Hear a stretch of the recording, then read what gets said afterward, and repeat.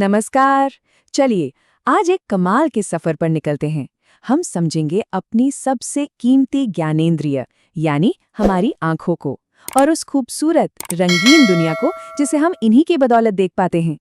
पता है हमारी आंखें ना एक बहुत ही हाईटेक नेचुरल कैमरे की तरह है। जरा सोचिए, इसका डायामीटर है सिर्फ 2.3 सेंटीमीटर्स। इतना छोटा सा ऑर्गन, और यही हमें अपने चारों ओर की पूरी रंग बिरंगी दुनिया का मजा लेने की ताकत देता है ना कमाल की बात। तो ठीक है, देखते हैं कि इस सफर में हम कहाँ कहाँ जाएंगे। सबसे पहले हम अपनी आंखों की बनावट को समझेंगे, फिर नजर में आने वाली कुछ आम दिक्कतों और उनके उपाय जानेंगे।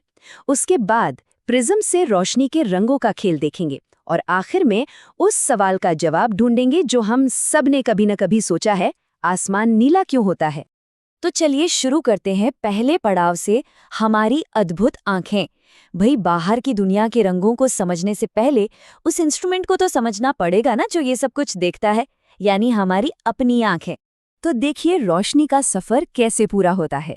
सबसे पहले लाइट हमारी आंख की सबसे बाहरी परत कॉर्निया से अंदर आती है, फिर प्यूपिल से होते हुए लेंस तक पहुंचती है। अब लेंस का काम है इस रोशनी को रेटिना पर फोकस करना, जो कि एक तरह का पर्दा है।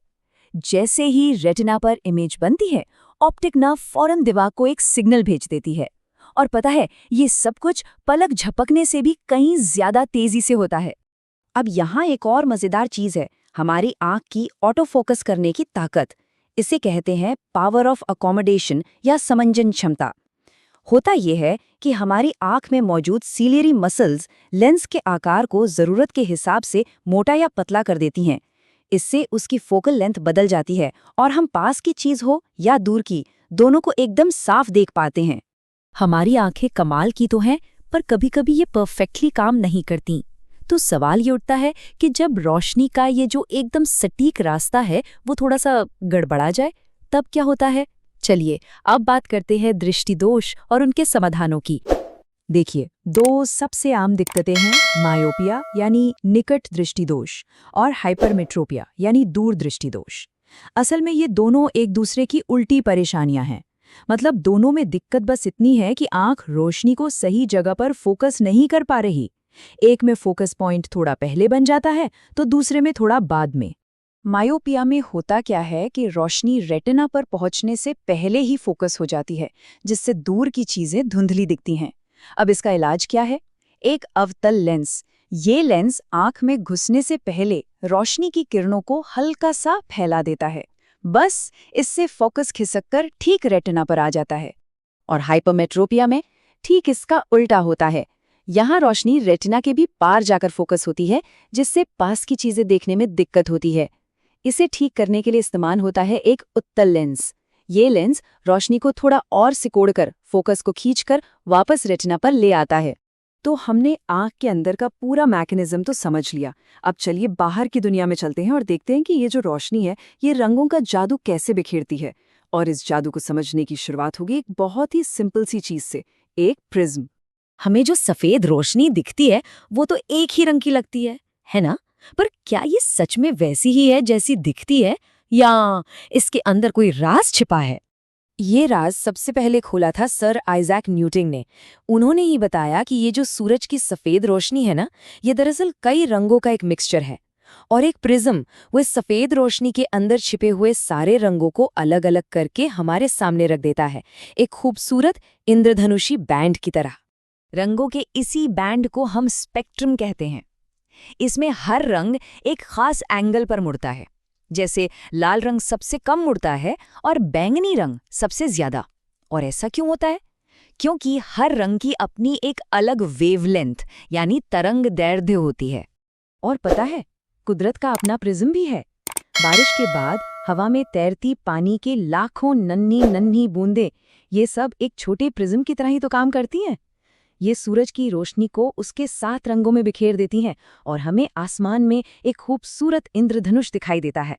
तो प्रिज्म देख लिया, इंद्रधनुष भी समझ लिया, पर अब चलिए कुदरत के सबसे बड़े और शानदार ऑप्टिकल शो की तरफ चलते हैं। और वो शो है हमारा अपना आसमान। ये सवाल तो हम सब ने कभी न कभी जरूर पूछा होगा कि आखिर साफ आसमान का रंग नीला ही क्यों होता है। इसका जवाब छिपा है एक साइंटिफिक प्रोसेस में, जिसे कहते हैं लाइट स्कैटरिंग या प्रकाश का प्रकीर्णन। तो देखिए होता क्या है, हमारे एटमॉस्फेयर में जो हवा और धूल के बहुत छोटे छोटे कण है ना, वो नीले रंग की रोशनी को लाल रंग की रोशनी के मुकाबले कहीं ज्यादा बिखेरते हैं, मतलब चारों तरफ फैला देते हैं। और इसकी वजह ये नंबर है। लाल रंग की वेवलेंथ नीले रंग से करीब 1.8 गुना लंबी होती है और छोटी वेवलेंथ वाली रोशनी ज्यादा बिखरती है। बस यही वजह है कि हवा के कण नीले रंग को पूरे आसमान में फैला देते हैं, और जब ये बिखरा हुआ नीला रंग हर तरफ से हमारी आंखों में पहुंचता है तो हमें आसमान नीला दिखाई देता है। आसमान का एक और राज है तारों का टिमटिमाना। मजे की बात यह है कि तारे असल में टिमटिमाते ही नहीं हैं, ये तो बस एक ऑप्टिकल इल्यूजन है। होता यह है कि जब तारों की रोशनी हमारे एटमॉस्फेयर की अलग अलग परतों से गुजरती है तो वो बार बार थोड़ी थोड़ी मुड़ती रहती है। इसी को एटमॉस्फेरिक रिफ्रैक्शन कहते हैं और हमें लगता है कि तारे टिमटिमा रहे हैं। अच्छा, तो फिर प्लैनेट्स क्यों नहीं टिमटिमाते? इसका भी एक सिंपल सा जवाब है। प्लैनेट्स धरती के बहुत ज्यादा करीब हैं, तो वो हमें एक पॉइंट की तरह नहीं बल्कि एक छोटी सी डिस्क की तरह दिखते हैं। इससे होता ये है कि जो टिमटिमाने वाला इफेक्ट है वो एवरेज आउट होके 0 हो जाता है और वो हमें स्थिर दिखते हैं। और लाइट स्कैटरिंग की ये जो साइंस है ना, इसके बड़े प्रैक्टिकल इस्तेमाल भी हैं। जैसे कभी सोचा है कि खतरे के सिग्नल हमेशा लाल रंग के ही क्यों होते हैं? वो इसलिए क्योंकि लाल रंग सबसे कम बिखरता है, मतलब कोहरे या धुएं में भी ये रंग दूर तक साफ साफ दिखाई दे जाता है। तो आखिर में ये जो पूरी रंगीन दुनिया हम देख और महसूस कर रहे हैं, ये सिर्फ फिजिक्स का कमाल नहीं है, ये हमारी बायोलॉजी का भी उतना ही बड़ा कमाल है। ये पूरी कहानी हमें एक बहुत ही दिलचस्प सवाल पर लाकर छोड़ देती है। जरा सोचिए, अगर हमारी आंखें किसी और तरह की वेवलेंथ्स को देखने के लिए बनी होती तो ये आसमान, ये दुनिया हमें किस रंग की दिखाई दे।